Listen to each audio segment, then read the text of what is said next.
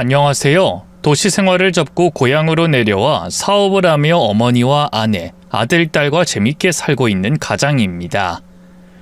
고향에서 성장할 때는 하루빨리 도시로 떠나고 싶어 했었는데 도시 생활하며 고향이 그렇게 많이 그립더라고요.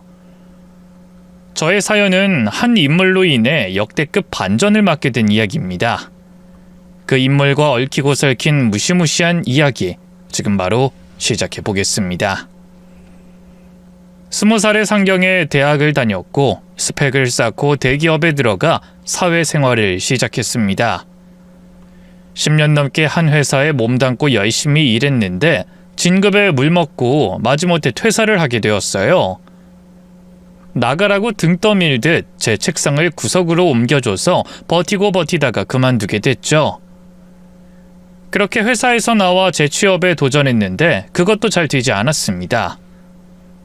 나이도 30 중반이고 경력직 월급을 줘야 하니 아무도 저를 불러주지 않더라고요. 그래서 아주 작은 사업을 시작하게 되었어요. 학원이나 식당을 홍보해주는 마케팅 회사를 차렸죠.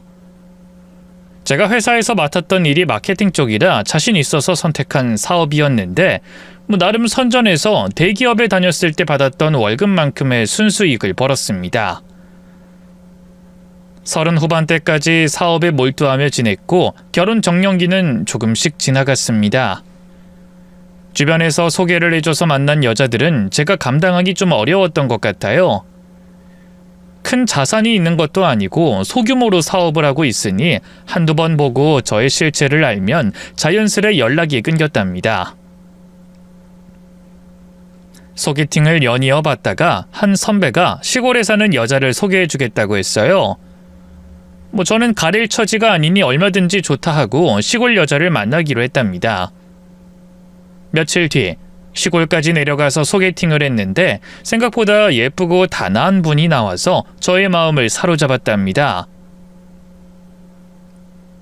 우리 마을에는 처음이에요? 아, 네. 제 본가도 시골이긴 한데 다른 지역이라 이쪽에는 올 일이 없었네요. 그래요? 그럼 결혼하면 어디서 살 거예요? 그건 아무래도 제가 돈을 벌어야 하니 제가 사는 서울에서 살아야 하지 않을까 싶어요. 지도 서울에서 살고 싶었어요. 다행이네요. 소개받은 여자분은 예전에 저처럼 고향을 벗어나고 싶어 하는 것 같았습니다. 더 많은 대화를 나눴는데 보면 볼수록 호감에다 관심이 많이 생겨서 또 보고 싶더라고요. 여자 쪽도 저를 마음에 들어하는 것 같아서 용기를 내 사귀자고 고백했고 만난 지 3시간 만에 연인 사이가 되었답니다. 장거리 연애는 피곤하고 힘들지만 설렘을 가지고 왔다 갔다 하니 좋더라고요. 나이가 곧 불혹인데 이런 감정은 정말 오랜만이었고 절대로 놓쳐서는 안 된다고 생각했습니다. 주말이 되기 전까지 일을 무리해서 끝내놓고 여자친구를 보려고 기차를 타고 시골로 내려갔답니다. 저희 두 사람은 1년 동안 기차를 타고 서로에게 오가며 연애했고 결혼까지 하게 됐어요. 장거리 연애에 마침표를 찍고 서울에서 같이 살게 됐죠. 아내가 된 그녀는 얼마나 손끝이 야무진지 살림을 엄청 깔끔하게 잘하던지 꼭 호텔에 온 것 같았습니다. 여보, 날마다 이렇게 살림하면 힘들지 않아? 좀 대충대충 해. 난 원래 이불도 안 개는 사람이야. 대충 해도 뭐라 안 할 테니까 쉬엄쉬엄 해. 내가 집에서 노는데 이 정도는 해야죠. 그 존댓말도 그만해. 우리 부부야. 아니에요. 난 남편 그늘에서 잘 먹고 사는 마누라니까 존경하는 말투로 대하고 싶어요. 당신 편한 대로 해.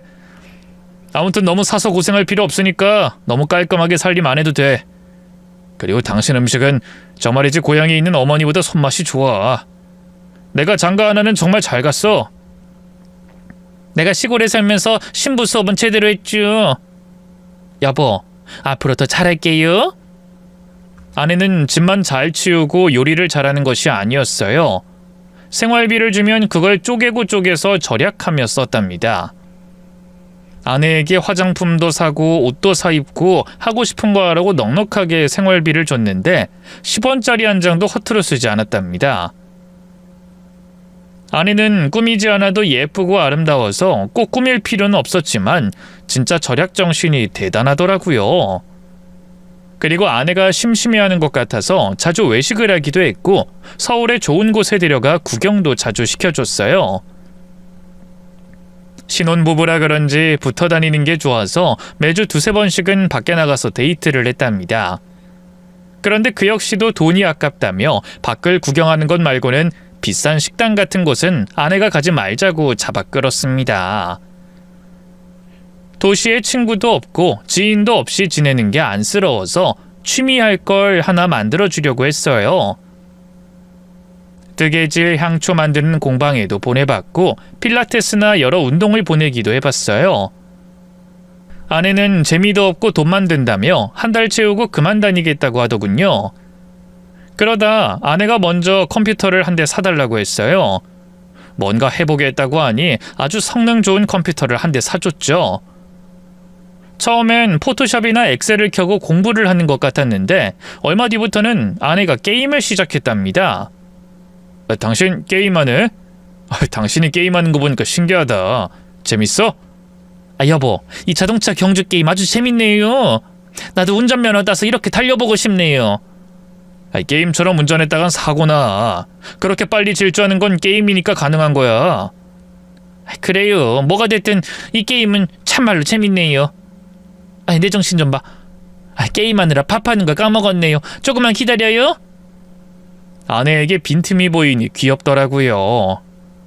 게임도 초등학생들이 하는 자동차 경주 게임을 하니 매우 순수해 보였답니다. 집에서 할 취미를 찾은 아내는 게임을 하며 무료한 시간을 보냈고 집안일도 여전히 충실히 해줬습니다.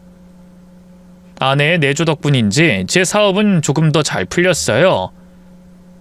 일 주는 곳이 늘어서 매일 야근의 연속이었죠. 1년 동안 신혼도 사업도 기분 좋게 하면서 보냈답니다. 그런데 결혼 1년 뒤부터 아내가 다른 게임을 시작했어요.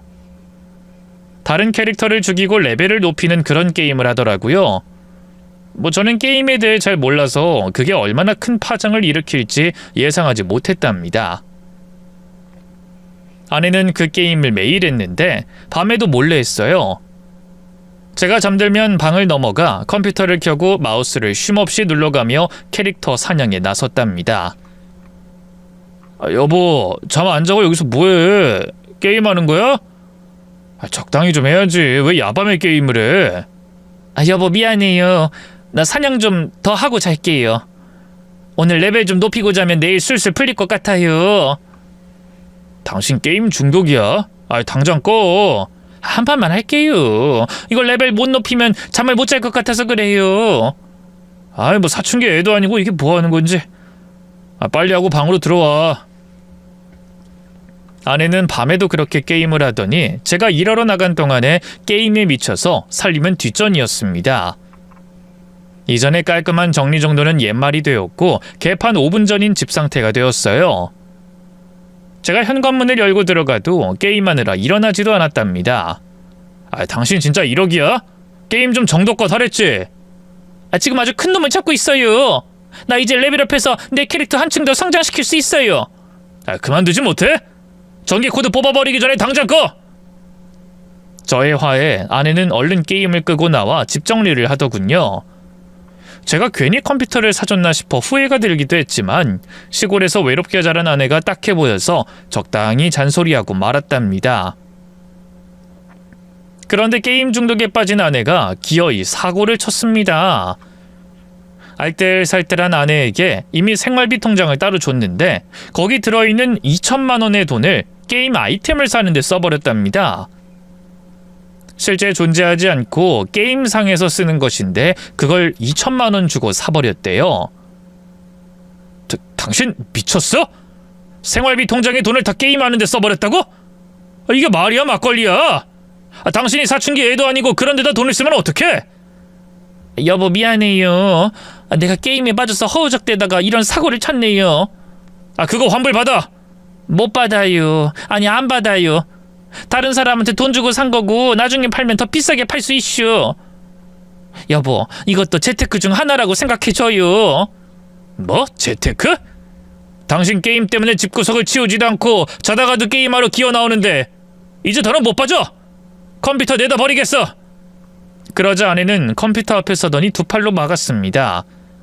진짜 어린 자식이랑 신랑이 하는 그림 같았네요. 여보, 안 돼요. 나 인학으로 살고 있는데 이걸 나에게서 빼앗아가면 내 인생 망가져요. 이 여자가 진짜 단단히 돌았네. 당신 지금 게임 중독 상태야. 내가 당신한테 컴퓨터를 사주는 게 아니었어. 당장 비켜. 게임은 이제 금지란 말이야. 아내를 밀어내고 컴퓨터를 분해해서 갖다 버렸습니다. 아내는 그날 울면서 밤을 지새웠답니다. 이 또한 지나가리라 생각하고 다음날 하루를 시작했어요. 그런데 아내는 제 눈을 마주치지도 않더군요. 당신 컴퓨터 때문에 삐진 거야? 여보, 당신 상태가 심각해. 이때 고치지 않으면 평생 게임 중독에 빠져 살 거라고. 그래도 너무해요. 나의 컴퓨터는 보물 1호였는데. 컴퓨터 말고 다른 거 사줄게. 가지고 싶은 거 있으면 말해봐. 없어요. 컴퓨터가 제일로다가 좋단 말이에요. 철부지 딸을 보는 것 같았습니다. 어쨌든 컴퓨터를 버렸으니 이제 정상적으로 돌아올 거라 생각했는데 그렇지 않았습니다. 이 PC방이라는 곳이 있으니 매일 낮에 거기 가서 신나게 게임을 하고 들어왔어요. 저에게 들키지 않게 낮에만 가면 될 것을 시간 가는 줄 모르고 게임을 하다 밤에 들어오는 게 하루 이틀이 아니었습니다. 당신 정신이 있어 없어? 또 PC방 다녀온 거야? 그렇게 게임이 좋아? 미안해요. 내가 한번 좋아하게 된 건 끝까지 좋아하는 성격이라. 제가 당신을 평생 사랑하는 거랑 비슷한 거예요. 그래서 게임을 못 끊겠다? 여보, 우리 병원에 갈까? 같이 고쳐보자. 아내는 머리를 흔들면서 싫다고 말했고 PC방이라도 자유롭게 다니게 해달라고 애원했습니다. 이런 배우자를 둔 건 비단 저 하나뿐만은 아닐 것입니다. 게임에 빠진 남편들이 많다고 들었고 비싼 돈을 주고 아이템을 산다는 것도 익히 들었습니다. 그런데 저희 집안은 제가 아니라 아내가 게임에 중독이 된 거죠. 아무튼 아내가 게임을 못하게 막고 상담을 받아 치료가 되길 바랬습니다. 병원에 가서 중독 치료를 위해 약을 먹게 되었는데 신기하게도 바로 PC방 가는 걸 끊더라고요. 당신 PC방 안 다니는 거지? 네, 이제 게임은 질렸슈. 왜 그렇게 환장하고 좋아했는지 지도 모르겠슈. 그래, 이제야 내 아내답네. 게임은 100회 무익하니까 절대로 다시 손대지 마. 걱정 마세요. 난 평범한 가정주부로 돌아왔으니까. 아내는 게임을 끊고 다른 취미가 생겼는지 외출을 자주 했습니다. 땀나게 운동하는 것이 좋다며 보통 낮에 나가서 2-3시간 요가와 러닝을 하고 들어왔어요. 안심하고 지내는데 어느 날 또다시 목돈을 쓴 아내의 생활비 통장을 보고 말았습니다. 여기 500만 원은 어디에 쓴 거야? 여보, 돈 쓸 데가 있었어? 말해봐. 그거 우리 친정엄니가 몸이 아파서 병원을 다니는데 제가 보태 쓰시라고 보내드렸슈. 장모님이? 그럼 이체를 시켜드리지 왜 출금을 했어? 그건 엊그제 엄니가 서울에 올라오셨슈. 나랑 밥 먹고 수다 떨다가 내려갔어요. 당신 거짓말하는 것 같은데. 내가 장모님한테 전화해서 물어볼까? 아니요. 미안해요. 아내는 한숨을 쉬더니 500만 원의 행방을 일러주더군요. 몰래 게임을 하고 있었고 또 아이템을 산다고 돈을 썼답니다. 이에 저는 통장을 빼앗고 아내에게 생활비도 일절 주지 않았습니다. 당신 얼마나 더 실망시킬 거야? PC방 다시는 못 가게 생활비 안 줄 거야. 필요한 게 있으면 내가 사다 줄게. 여보, 그건 좀 너무한 거 아니에요? 내가 게임을 줄여서 조금 하고 있는 건데 그것까지 하지 말라는 거예요? 그래, 끊지 못했으니 생활비는 안 줄 거야. 병원도 다시 다닐 거고. 입을 삐쭉 내밀고 어리광을 부리는데 정말 환장하겠더라고요. 게임 중독이 너무 무서워서 주변에 스마트폰 켜고 게임을 하는 소리만 들려도 머리가 어지랬습니다. 생활비를 끊어버리고 저와 같이 장을 보러 가거나 필요한 게 있으면 문자를 해줘서 제가 가정에 필요한 걸 사갔어요. 그리고 중독 치료를 위해 정신과에 자주 가서 아내를 상담받게 했죠. 이번엔 제발 좀 고쳐지길 바랬답니다. 그런데 아내가 다른 일로 저를 몸서리치게 했습니다. 게임 중독인 아내의 핸드폰을 몰래 봤더니 남자가 생긴 것 같았어요. 이건 게임 중독과 차원이 다른 잘못이라 억장이 무너졌습니다. 아내에게 떠보려고 하다가 현장을 잡고 혼쭐을 내주고 어떻게 해야 할지 생각하기로 했답니다. 위치 추적기를 사서 아내 신발에 부착해 외출하면 저는 사업장에서 바로 달려갔어요. 며칠 뒤 아내가 움직이길래 따라가 봤더니 도착한 곳은 모텔이었습니다. 노크를 했더니 문이 열리며 어떤 남자가 누구냐고 묻더군요. 그 남자 뒤로 속옷만 입고 컴퓨터 게임을 하고 있는 아내가 보였습니다. 확인을 했으니 바로 남자놈에게 주먹을 날렸습니다. 그리고 아내의 머리채를 잡아 귀싸대기를 날렸어요. 모텔에 와서 남자랑 바람 피우고 게임까지 하고 있네. 아주 가관이구나. 여보, 여긴 어떻게 알았어요? 당신이 하도 수상해서 따라다녔어. 그런데 진짜 기가 막힌 장면을 보네. 바람을 피워? 오늘 내 손에 갈려버릴 줄 알아. 아내와 상간남을 구석에 몰아놓고 사정없이 밟아주고 패줬습니다. 상간남에게 절대 가만두지 않겠다며 고소를 하겠다고 하자 그놈이 주둥이를 열었습니다. 선생님, 저 누나랑 처음이에요. 우리 게임상에서 만난 게임 친구였는데 누나가 먼저 만나서 아이템 주면 자준다고 해서 온 거예요. 누나가 게임상에 유명해요. 남자들이랑 가볍게 만나서 즐기는 걸로 유명하다고요. 뭐? 아주 기가 막히구만. 그래, 그럼 그놈들 연락처랑 주소 다 내놔봐. 선생님, 게임 아이디 다 알고 있으니까 알려드릴게요. 제발 저 좀 보내주세요. 아니, 네 놈이 다시는 남의 여자 못 건드리게 남자구실 못하게 만들어버릴 거야. 간다 이 자식아. 선생님, 거긴 안 돼요. 발로 그곳을 짓밟고 후려 갈겼습니다. 이어서 아내도 섭섭치 않게 두들겨 패줬죠. 저는 아내와 바람 피운 놈들을 하나하나 찾아다녔답니다. 아내가 불러내서 삼자대면하고 돼질 만큼 아프게 혼내줬어요. 그렇게 상간남들을 작살내고 아내를 쥐잡듯이 잡고 나서 도저히 같이 살 수 없을 것 같더라고요. 바람을 한 명도 아닌 5명이랑 피웠는데 어떤 남편이 용서를 하고 이해하겠어요? 저는 아내에게 이혼장을 내밀었습니다. 찍어. 당신한테 달라는 거 없어. 조용히 찍고 끝내자. 여보, 한 번만 봐주세요. 제가 잘못했어요. 잘못이 너무 커서 용서가 안 돼. 그리고 내가 지금 제정신이 아니라 당신 내 옆에 있으면 송장될지도 몰라. 나 무슨 짓을 벌일지 모른다고. 그러니까 이혼하는 게 당신에게도 좋을 거야. 나랑 이혼해서 게임을 하든 게임상 만난 남자들이랑 바람을 피우든 실컷 하고 싶은 대로 하면서 살아. 당신 인생 찾아가라고. 여보, 꼭 이혼을 해야 해요? 다른 방법은 없는 거예요? 없어, 이혼해. 질질 짜지 말고 도장 찍어라.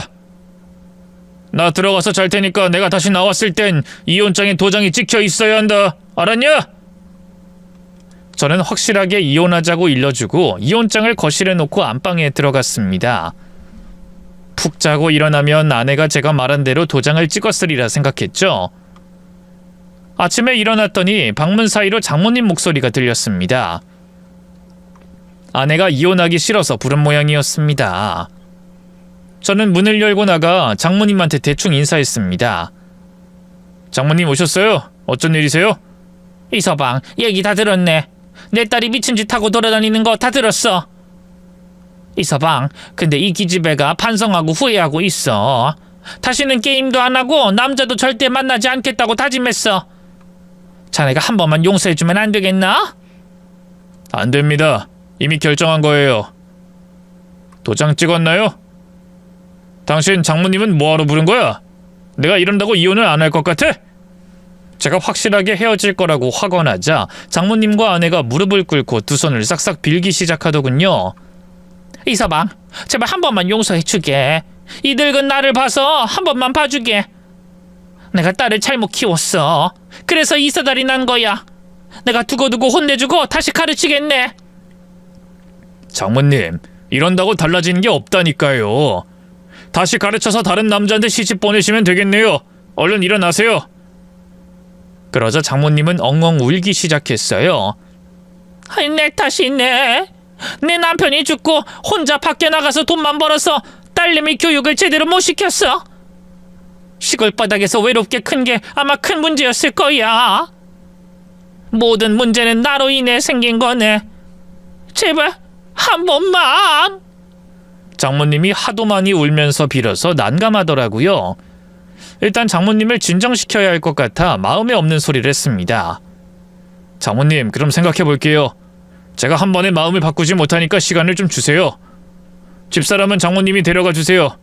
잠시 별거하면서 아내의 소중함을 떠올려 볼게요. 아셨죠? 정말인가? 고맙네. 다시 생각해줘서 고맙네. 이혼을 안 한다는 건 아니고 생각을 해보겠다는 겁니다. 아무튼 진정하시고 아내 데리고 처가에 내려가세요. 알겠네. 내 딸은 내가 데려가서 아주 그냥 혼꾸녕을 내주겠네. 이기집애야, 어서 일어나. 결국 장모님이 아내를 데리고 나가며 상황은 종료됐습니다. 이혼을 한두 달 늦게 한다고 생각하고 내보냈네요. 한 달이 지나고 장모님께 연락을 드렸어요. 다시 아내와 장모님이 올라왔으면 좋겠다고 했는데 아내가 가출했답니다. 제가 마음을 바꾸지 않았을까봐 거짓말하는 것 같아 하루 날 잡아서 처가에 내려갔어요. 장모님, 저 왔습니다. 어머, 자네 왔나? 집사람 안에 있죠? 아니, 집 나갔다고 했잖아. 가출했네. 일단 확인 좀 할게요. 내 말을 못 믿는 건가? 그래, 찾아보게. 이혼하고 사라지든 해야지 왜 사람을 귀찮게 구는 건지. 내가 괜히 장모님 때문에 이혼을 미뤘던 것 같네요. 너무 그러지 말게. 나도 내 딸이 그럴 줄은 몰랐다고. 정신 똑바로 차리고 다시 잘 살게 해주려고 했는데 이놈의 기집애가 야반도주를 해서 애미 속을 뒤집어 놓는구만. 장모님, 이제 돌이킬 수 없어요. 이혼은 무조건 할 겁니다. 처음부터 결론을 내렸던 거고 생각은 더 확고해졌습니다.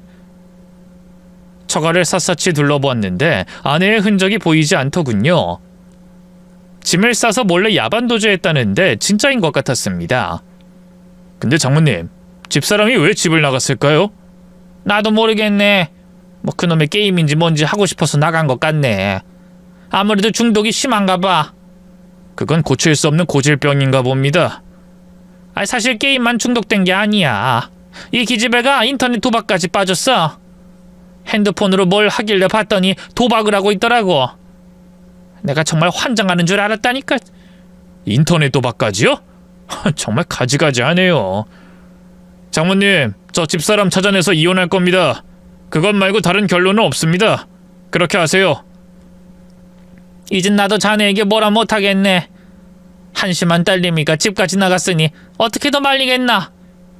자네 하고 싶은 대로 하게. 결국 처가에서 나와 아내를 찾으려고 경찰서에 찾아갔습니다. 가출인으로 신고하고 빨리 찾아달라고 했어요. 그런데 아무리 부부여도 위치를 알려줄 수 없다고 하더군요. 아내와 통화가 된 모양인데 당장 저와 통화도 하길 원하지 않고 어디에 있는지 알려줄 수 없답니다.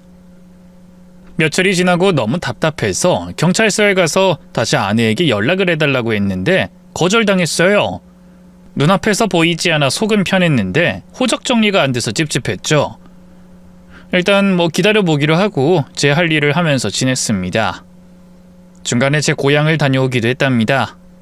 오랜만에 어머니를 만나 뵈었는데 건강에 좀 문제가 있어 보였어요. 어머니, 몸이 안 좋으세요? 안색이 별로인 것 같은데. 늙어서 그렇지. 나 아주 멀쩡하다. 노인정도 잘 다니고 놀러도 잘 다녀. 네가 매달 용돈 줘서 호강에 겨워 살고 있지. 그런데 넌 요즘 어떠냐? 어머니, 사실은 저 이혼하려고요. 지금 별거 상태예요. 서울 가서 잘 살 줄 알았더니 네 인생이 잘 풀리지 않은 것 같구나. 그러게요. 결혼을 너무 쉽게 생각했었나 봐요. 아무튼 집사람이 저지른 짓이 보통이 아니에요. 저는 어머니께 미주알고주알 아내가 벌인 짓을 말씀드리고 정리할 거라고 했어요. 어머니는 혀를 차며 순진한 여자인 줄 알았는데 사람을 잘못 봤다고 한탄하셨습니다. 그리고 하루빨리 아내를 찾아서 호적 정리를 하고 재혼하라고 하셨네요.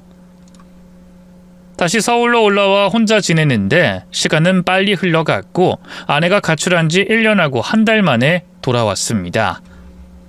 사실상 남남이었으니 도장만 찍으면 끝날 텐데 아내가 좀 충격적인 모습으로 돌아왔어요. 아니, 당신 뭐하고 다녔길래 품에 아기가 있어? 그새 애까지 낳은 거야? 여보, 오랜만에 왔어요. 미안해요. 내가 게임하던 남자랑 놀다가 마음도 주고 몸도 줬는데 애까지 낳게 됐네요. 근데 남자놈이 도망을 가버렸어요. 아기가 태어나니까 무서웠는지 야반도주 했슈. 에휴, 정말 네 인생은 평범하지가 않네. 끔찍하고 징그럽다. 난 당신에 대한 마음이 조금도 남아있지 않으니까 이혼장에 도장 찍고 나가. 이젠 호적 정리해야지. 알겠슈. 그렇게 하려고 찾아온 거예요. 그동안 저 때문에 마음고생 많았죠? 사과드려요. 알았으니까 도장 찍고 법원에 나와. 끝이니까. 여보, 그런데 오늘 하루만 재워주면 안 되겠슈? 우리 아기랑 갈 곳이 없어요. 뭐? 그래, 하루 자고 가. 시끄럽게 하지 말고 조용히 자고 가. 저 여보, 마지막으로 할 말이 있어요. 혹시 저를 다시 받아주고 이 아이를 같이 키울 순 없는 거예요? 그걸 말이라고 하냐? 이 멍청한 여편네야? 나더러 혼의 자식을 같이 키우자고? 진짜 역겹다. 당신이라는 여자랑 결혼한 내가 바보 천치지. 입 다물고 내일 아침에 나가. 알았어요. 혹시나 해서 물어봤네요. 우리 아기는 아빠 없이 커야겠네요. 불쌍한 것. 진짜 불쌍한 건 나야, 나. 에휴, 말해서 뭐하겠나. 말이 통하질 않는데. 아내는 작은 방을 차지하고 하룻밤을 보냈습니다. 이혼하기도 전에 혼외자 자식까지 낳아온 아내가 괘씸하지만 이미 조금의 정도 남아있지 않아서 화도 나지 않았답니다. 다음날 아침 아내가 아기와 쿨쿨 자고 있어서 그냥 내버려두고 출근했어요. 알아서 나가겠거니 생각했죠. 그날은 컨디션이 안 좋아 지하철을 타고 사무실에 나갔답니다. 일거리가 많아서 다 처리하고 밤 9시에 퇴근해서 집에 돌아갔는데 주차장에 제 차가 보이지 않았어요. 또 아내가 무슨 사고를 쳤을까봐 얼른 집 안으로 뛰어들어갔습니다. 아내와 아기는 없었고 집안 엉망이었습니다. 여기저기 뒤져본 흔적이 남겨져 있었어요. 뭔가를 훔쳐간 것 같아 통장과 카드를 보관하는 서랍을 열어봤는데 싹 다 없어졌더라고요. 저는 핸드폰에 알림 문자를 오지 않게 설정해서 카드 사용 내역을 알기 위해 카드사에 전화를 했습니다. 현금 서비스로 수백만 원을 인출했다고 하더군요. 그리고 생활비 통장에 있던 1,000만 원을 싹 빼갔고요. 게다가 제 차를 담보로 사채까지 받았답니다. 정말 기가 막혔어요.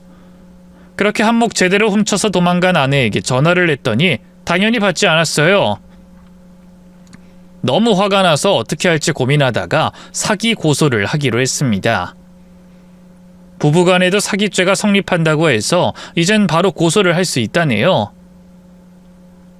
제가 입은 피해 금액을 적고 정식으로 형사고소를 냈답니다. 이제 경찰에 잡히기만 하면 끝장을 낼 수 있었는데 아내가 도망을 잘 다니는지 한 달 동안 잡히지 않았답니다. 어디 숨어서 제 돈을 쓰고 있을 거라 생각을 하니 부하가 치밀어 올랐죠. 그러다 숨어 사는 것이 무서웠는지 저에게 전화가 걸려왔어요. 여보, 나 신고했어요? 경찰들이 날 잡는다고 왔는데 겨우 도망 나왔어요.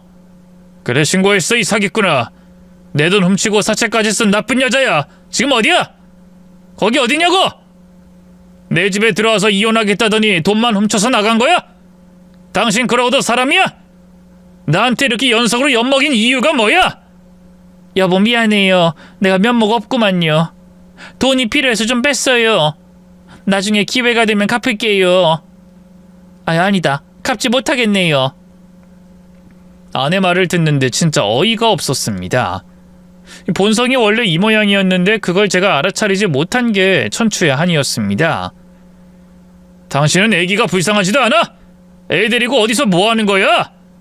애기는 친정에 가서 맡겼어요. 여보, 나 무서워요.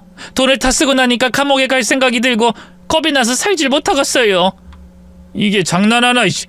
실컷 날 가지고 놀고 돈까지 다 훔쳐간 여자가 이제 와서 무섭다고? 당신 지금 어딘지 말해! 여보, 미안해요. 내가 게임이랑 도박에 미쳐서 당신 돈도 많이 가져다 썼고 우리 엄니 돈도 훔쳐서 날렸어요. 난 이제 그만 살려고요. 지금 뭐 하자는 거야?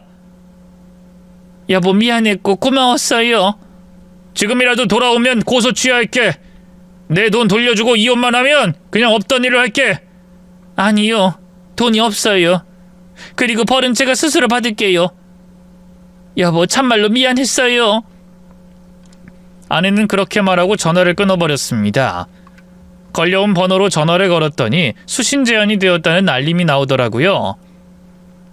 공중전화로 전화를 한 모양이더라고요. 저는 전화 온 걸 대수롭지 않게 생각하고 있었는데 이틀 뒤 장모님께 연락이 왔습니다. 아주 큰일이 났다고 해서 주소를 받아줬고 나갔습니다. 아내는 모래사장에 유서를 꽂아두고 신발을 벗고 바다로 뛰어들어갔답니다. CCTV에도 다 찍혔다고 하더라고요. 바닷가에는 수색 작업이 한창이었습니다. 장모님은 오열하며 저를 붙잡았습니다. 이서방, 우리 딸 어쩌면 좋나? 장모님, 아직 확실한 게 아니니까 기다려봐요. 살아있을 수도 있잖아요. 이 넓은 바다에 들어가서 무슨 수로 살아 돌아오나? 또 모르죠. 속임수를 쓰고 도망갔을 수도. 충분히 그러고도 남을 여자잖아요. 자네 이 상황에서 그런 말이 나오나? 우리 딸이 저 차가운 바다 안에 있다고? 죄송하지만 저한텐 사기꾼일 뿐입니다. 제 돈 훔쳐 도망간 사기꾼이요. 아무튼 기다려봐야 한다니까 기다려보죠. 저는 먼저 서울에 올라갑니다. 저 못된 사람 같은 이라고. 아무리 그래도 자네와 결혼한 사람이야. 그 말을 씹고 그냥 제 갈 길 갔습니다. 아내가 실종되고 나서 제 일은 이상하게 풀리지 않았습니다. 제가 아내를 아직 사랑하는 것도 아니고 생각나고 그리운 건 절대로 아닌데 일이 손에 잡히지 않았어요. 또 게을러져서 출근도 늦게 하고 어떤 날은 그냥 쉬어버렸습니다. 한 달 넘게 그렇게 지내다 보니 여긴 제가 살 곳이 아닌 것 같다는 생각이 들었습니다. 아내의 흔적도 남겨져 있고 제가 심리적으로 회복을 하려면 떠나야 할 것 같았어요. 그래서 과감하게 회사를 접어버리고 집을 팔고 고향집으로 내려갔습니다. 어머니, 저 왔어요. 아이고, 우리 아들 내려왔네. 너 정말 서울 생활 정리한 거냐? 네, 고향에 오니까 엄청 좋네요. 나 여기서 살려고요. 잘 생각했다. 나도 혼자 적적했는데 네가 같이 지내면 좋지. 어머니, 저 배고파요. 밥 좀 주세요. 오랜만에 어머니의 밥을 먹고 늘어지게 잠을 잤습니다. 그런데 어머니가 방문을 열고 들어오시며 화들짝 놀라셨어요. 깜짝이야. 아들, 너 언제 왔니? 어머니, 그게 무슨 소리예요? 아침에 와서 어머니가 차려준 밥 먹고 낮잠 자고 있는 거잖아요. 그랬나? 아유, 내 정신 좀 봐. 요즘 건망증이 심해졌거든. 어머니는 정신이 오락가락한다고 하셨는데 제가 걱정해야 할 정도로 심각한 것 같아 보였어요. 그래서 어머니를 모시고 병원에 갔습니다. 초기 치매 판정을 받으셔서 가슴이 미어졌습니다. 어머니, 아들 하나 있는 게 어머니 신경을 못 써드려서 죄송해요.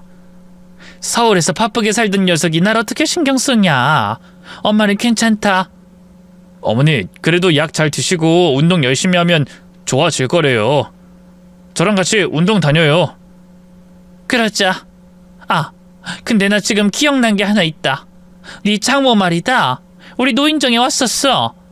다른 지역 살다가 이쪽으로 이사를 온 모양이야. 네? 그럴 리가요. 이쪽엔 아무런 연고가 없는 걸로 아는데 뜬금없이 이 동네로 왔다고요? 그리고 집사람이 바다에 실종됐는데 이사할 정신이 있었을까요? 분명히 봤다니까. 너도 한번 같이 노인정 가보자. 분명히 나올 테니까. 그래서 다음날 어머니를 노인정까지 모셔다 드렸는데 거기서 장모님을 뵙게 됐습니다. 어머니의 말씀이 맞았더라고요. 저는 놀라며 장모님께 다가갔습니다. 장모님, 여기서 뭐 하세요? 그새 이사를 오셨어요? 이서방이구나. 자네 모침 뵙고 나도 많이 놀랐네. 자네 집이 이 동네인 건 몰랐네. 여기엔 왜 이사를 오셨죠? 아유, 이거 참 부끄러운 이야기를 해야겠구만. 나 새 시집 갔네. 내 새 남편이 옆 동네에 집이 있거든. 거기서 산지 며칠 안 됐네.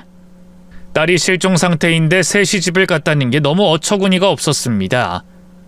제 아내만 이상한 여자가 아니라 장모님도 심히 이상한 사람이었습니다. 재혼을 하셨다니 참 놀랍네요. 집사람 소식은 없죠? 아직도 차가운 바다에 있겠지. 장모님, 뭔가 숨기는 게 있는 것 같은데요? 솔직히 말씀해 보세요. 집사람 어디 있는 거예요? 아니, 지금 무슨 말 하는 건가? 뭐 그럼 내가 우리 딸이 살아있는데 감추고 있다는 건가? 날 뭘로 보고 그딴 소리를 하나? 장모님, 솔직하게 고백하세요. 진짜 집사람이 바다에 빠진 것 같지 않아요. 사기꾼으로 잡히는 게 무서워서 쇼를 벌이고 숨은 것 같다고요. 내가 당한 게 있어서 의심이 충분히 간다고요. 그러자 장모님은 화를 버럭 내셨습니다. 자신의 딸을 2번 죽이는 소리를 하느냐며 삿대질을 하며 침을 열심히 튀겨가며 뭐라 하셨어요. 저는 괜한 말을 한 것 같아 죄송하다 말씀드리고 노인정에서 나왔습니다. 그날 이후로 장모님은 노인정에 오시지 않았다 합니다. 어머니를 모시고 병원으로 가려는데 저에게 이런 말씀을 하시더라고요. 아들, 나 아까 전에 며느리 봤다? 논길을 걷는 걸 봤어. 어머니, 치매가 심해지셨어요? 그럴 리가요. 실종된 사람인데 여기 있을 이유가 없잖아요. 아니야, 분명히 봤어. 며느리가 분명해. 진짜요? 어딜 가면 볼 수 있는데요? 논길로 가보자. 아마 거기서 일하고 있을 거야. 저는 장모님이 이 마을에서 살고 있으니 충분히 그럴 가능성이 있다고 판단했습니다. 사기꾼이 바다에 빠진 쇼를 벌이고 숨어 사는 것일 수도 있겠구나 생각했답니다. 그래서 어머니와 논이 깔린 길을 지나가는데 바로 손짓을 하셨어요. 저기 있다, 내 며느리. 네 마누라가 저기서 모내기 하고 있다고. 조금 거리가 있었지만 여자의 얼굴이 한눈에 들어왔습니다. 그런데 어머니가 틀렸더라고요. 에이, 어머니, 제 아내가 아니에요. 전혀 다른 사람이에요. 뭐? 며느리가 아니었어? 이상하다. 내 며느리처럼 느껴졌는데. 치매 초기인 어머니는 괜히 딴 사람을 며느리로 착각하셨더라고요. 그 여자는 저희 모자가 대화하는 걸 보고 가까이 다가왔습니다. 아주머니 안녕하세요. 오늘은 아드님이랑 같이 계시네요. 저한테 며느리라고 하시더니 이제는 아니라는 걸 아시겠죠? 죄송합니다. 그 어머니가 착각을 하신 모양이에요. 괜찮아요. 제가 노처녀라서 누구의 며느리라는 소리를 들으니 꽤 재밌더라고요. 아무튼 죄송해요. 여기 근처 사시나 봐요. 네, 저희 부모님이랑 같이 저기 파란 집에 살아요. 그렇구나. 그럼 나중에 또 뵐게요. 어머니, 확인했으니까 얼른 병원에 가요. 병원에 가서 다시 약을 지어왔어요. 한 달 정도 시골에서 살다가 일이 필요해서 노처녀라고 소개했던 여자의 집에 찾아갔습니다. 제가 농사를 지어본 적은 없지만 할 수 있는 일이 있으면 시켜달라고 했죠. 어르신은 자신의 딸을 따라다니면서 일을 배우라고 하셨고 일당도 섭섭치 않게 챙겨주신다고 하셨습니다. 도시의 묵은 때를 벗어버리고 완전한 시골 남자가 되어 농사를 짓기 시작했어요. 일이 힘들지만 아주 재밌었습니다. 성자씨, 농사가 재밌네요. 하루 이틀하고 안 나오실 줄 알았는데 잘 버티시네요. 저도 먹고 살아야 하고 어머니를 모셔야 하니까요. 그런데 아내분은 왜 같이 안 오셨어요? 그게 설명하면 긴데 저랑은 이혼한 것과 다름없습니다. 진작에 도장 찍었어야 했는데 그걸 미루다가 아직 호적 정리가 안 됐네요. 그리고 아내는 실종 상태고요. 아유, 저런 큰일을 겪으셨구나. 큰일을 겪고 순자씨처럼 좋은 분을 만나지 않았습니까? 네? 그거 그냥 칭찬이죠? 글쎄요, 저도 잘 모르겠는데요. 알아서 해석하세요. 저는 농사일을 하며 성자씨에게 마음이 갔습니다.